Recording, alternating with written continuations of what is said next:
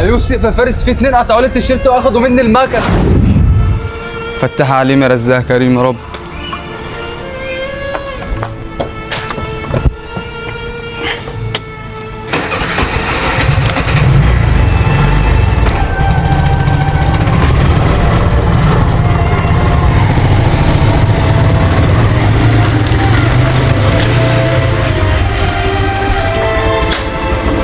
انزل يلا من المكنه يلا.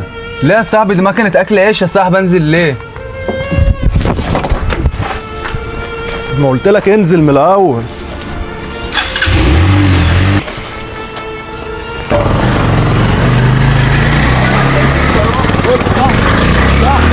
يا صاحبي اكل عيش يا صاحبي.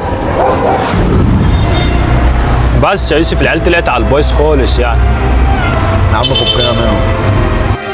يوسف يا فارس، في اتنين قطعوا لي التيشيرت واخدوا مني المكنه. اهدى بس كده، بس واحده واحده فاهمني. ده مين دول خرطوشه؟ طب قاطع على وشوشهم طيب. يا فارس انا ما خدتش بالي منهم، انا لسه طالع اكل عيش. يا يوسف بالله عليك هات لي المكنه عشان ماليش غيرها، المكنه دي باكل بيها عيش. يا ابني اهدى شويه، مالكش دعوه، المكنه دي اتاخدت منك فين؟ تحت كده ناحيه الارض الفاضيه. في كاميرات في الحته اللي تحت دي صح؟ اه في كاميرات تحت، تعال نبص عليها كده. تعال.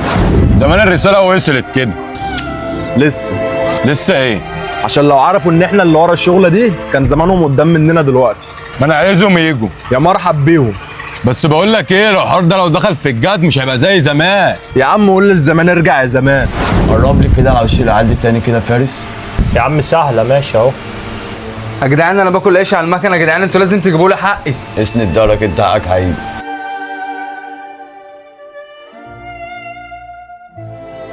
بس انت لسه ما قطعتش العيال دي مين؟ بص انا بشبع عليهم بس مش قاطع لسه يا يوسف. دول علي غريب ومانجا، فاكرهم؟ اه لا كده شكلهم عايزين يجددوها بقى. نبقى نجددوها. فين التوك توك على؟ ولا مش خايف على نفسك يلا وانت نازل لوحدك كده؟ داخل